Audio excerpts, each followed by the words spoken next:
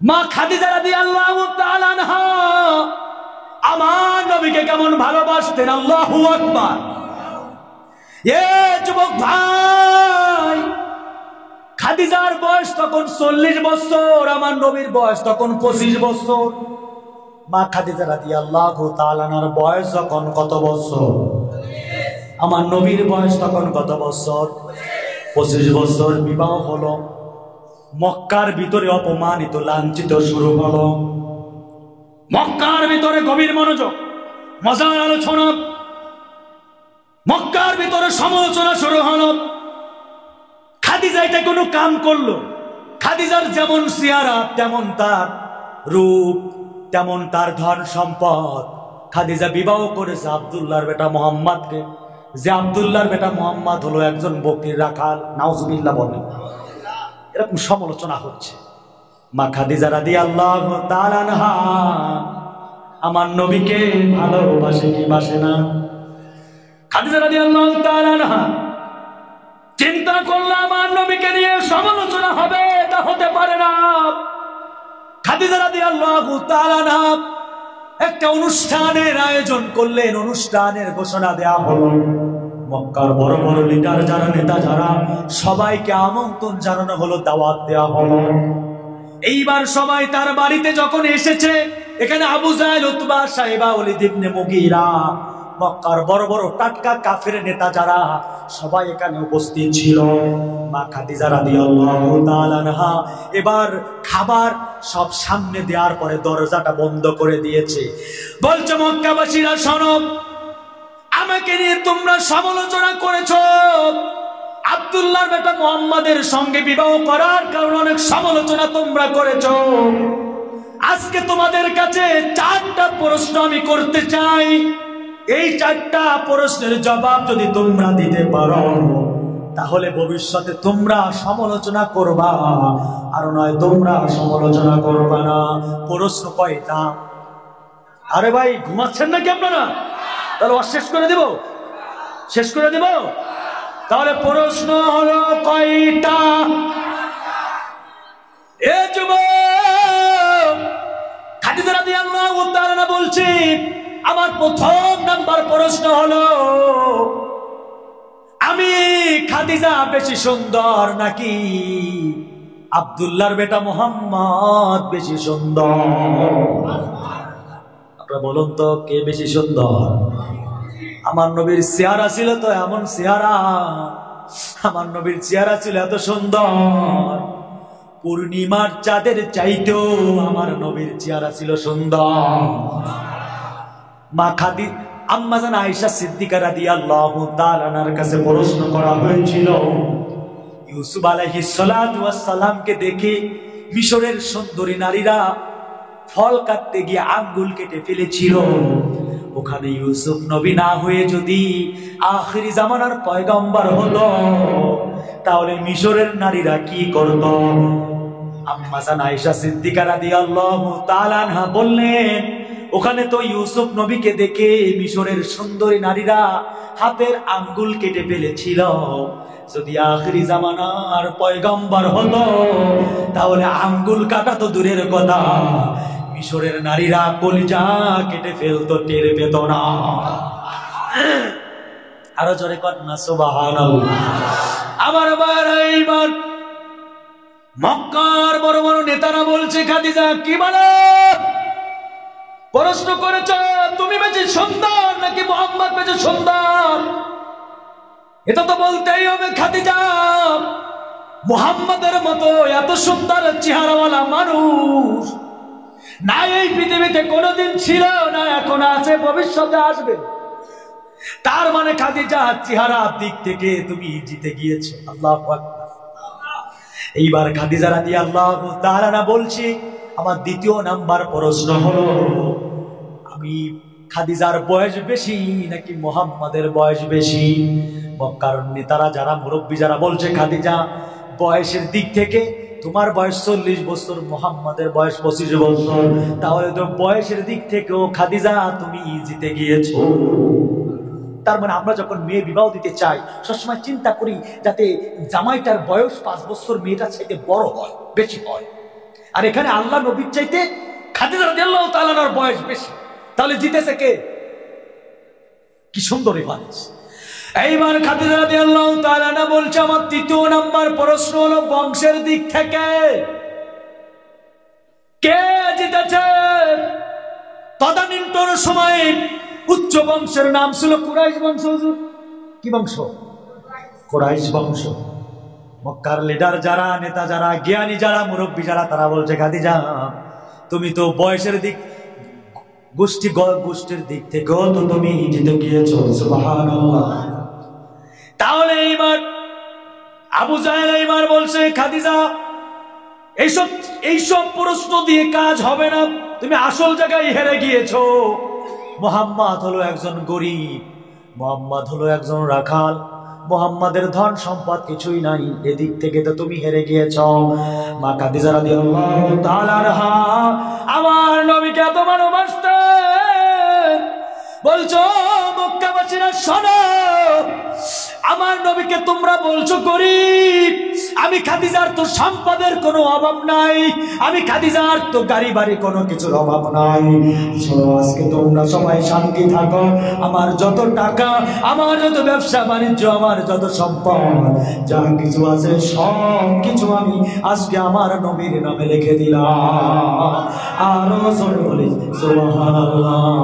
তাহলে নবীকে ভালোবেসলে সম্মান বাড়ে না কমে? খাদিজা রাদিয়াল্লাহু তাআলা আনহা আমার নবীকে ভালোবেসে সম্মান বাড়ছে না কমছে? আরো জোরে বলেন। বেলালের চেহারা ছিল কালো, এত কালো, বেলালের হাতের তালুর ভিতরেও ছিল কালো। মানুষ তো কালো হয়, কালো মানুষ হয় অনেক কালো, কিন্তু হাতের তালুতে কিন্তু কালো হয় না। আর বেলাল এত কালো ছিল যে বেলালের হাতের তালুর ভিতরেও কালো ছিল। বেলালের এত মর্যাদা বাড়ার কারণ হলো বেলাল কালেমাকে ভালোবেসেছে, নবীকে ভালোবেসেছে, আল্লাহ তার দাম এত দিয়েছে। মসজিদে নববীতে বেলাল আজান দিলে আল্লাহর আরশে আযমে আজানের আওয়াজ শোনা যাইত। আজকে তো আমার ভাইরা, আজকে তো সুন্দর মানুষ খুঁজে পাওয়া যায় না। চেহারা সুন্দর মানুষ উনি সুন্দর নয়, যার অন্তরটা সুন্দর সেই সুন্দর মানুষ। ঠিক কিনা যুবক ভাই? কারণ কিয়ামতের আদালতে আল্লাহ কে খাটো, কে লম্বা, কে কালো, কে ফর্সা, কে ইন্ডিয়ার মানুষ, কে বাংলাদেশের মানুষ, কে উচ্চ জাতি, কে নিচ্চ জাতি, কে কৃষক, কে শ্রমিক, কে এমপি, কে মন্ত্রী, এটা আল্লাহ দেখবে না। আল্লাহ দেখবে ইয়াউমা লা ইয়ানফাউ মালু ওয়ালা বানুন ইল্লা মান আতাল্লাহা বিকলবিন সালিম। আল্লাহ দেখবে কার কলবটা সুন্দর। কথা বলেন ঠিক কিনা? আমাদের আইনুদ্দিন আল আজাদ বাংলাদেশের একজন শিল্পী ছিল, নাম শুনেছেন আপনারা? তিনিও বলতো না, হায় সাদের দুনিয়া মানুষ পাওয়া বড় দায়, মানুষ দেখতে চলো এবার জাদু ঘরে যাই সবাই। আরে কথা কয় না। হায় সাদের দুনিয়া মানুষ পাওয়া বড় দায়, মানুষ দেখতে চলো এবার জাদু ঘরে যাই সবাই। চেহারাটা দেখতে কালো, পোশাকটাও চমৎকার, অন্তরে তার কালি ভরা, মনটা বড় কাদাকার। আরে কথা কয় না যুবকেরা। চেহারাটা দেখতে কালো, পোশাকটাও চমৎকার, অন্তরে তার কালি ভরা, মনটা বড় কাদাকার। এই মানুষের বীরে আজি, এই মানুষের বীরে আজি আসল মানুষ নাই রে নাই। মানুষ দেখতে চলো এবার জাদু ঘরে যাই সবাই। সব বলেন না, হায় সাদের দুনিয়া মানুষ পাওয়া বড় দায়, মানুষ দেখতে চলো এবার জাদু ঘরে যাই সবাই। আমার বন্ধু বেলালের চেহারা কালো ছিল, কিন্তু বেলাল কালেমার সঙ্গে সম্পর্ক থাকার কারণে, কোরআনের সাথে সম্পর্ক থাকার কারণে, আমার নবীকে ভালোবাসার কারণে বেলালের দাম এত হয়েছিল, বেলালের দাম এত হয়েছিল যে আমার নবী যেই বস্তুর উপরে উঠে প্রথমে জান্নাতে ঢুকবে, ওই বস্তুর লাগামটা হযরতে বেলালের হাতে থাকবে। কি ভালোবাসতেন আমার নবীকে! আল্লাহু আকবার বলেন। নবীকে কেন ভালোবাসবেন না? আজকে তো উম্মত হয়ে নবীকে চিনলাম না। আমার ভাইরা, উট হয়ে আমার নবীকে চিনলো, সাপ হয়ে আমার নবীকে চিনলো, মাছ হয়ে আমার নবীকে চিনলো, কিন্তু আজকে সেই নবীর উম্মত হয়ে আমরা নবীকে চিনলাম। এখানে আমার আলেম ওলামা ভাই আছে, আরে আমার নবীকে তো এত ভালোবাসত, খেজুর গাছের একটা মরা কাঠ, নাম তার উস্তুনে হান্নানা। আমার নবীর প্রেমের ভালোবাসায় একটা মরা খেজুর গাছের কাঠ জিন্দা হয়ে গেছিল। নবী সাল্লাল্লাহু আলাইহি ওয়াসাল্লাম খুতবা দিতেন, ওই মেম্বারের পাশে একটা খেজুর গাছের কাঠ ছিল, ওই খেজুরের কাঠের সঙ্গে হেলান দিয়া আমার নবী খুতবা দিতেন। একজন বলল, হুজুর একজন একটা মেম্বার দিতে চায়, মসজিদে মেম্বার আছে না বড় কাঠ দিয়ে মেম্বার করে, মেম্বার দিতে চায়, নতুন মেম্বার করা হলো। আমার নবী মেম্বারের উপরে বসে খুতবা দিতেছেন, নসিহত করছে।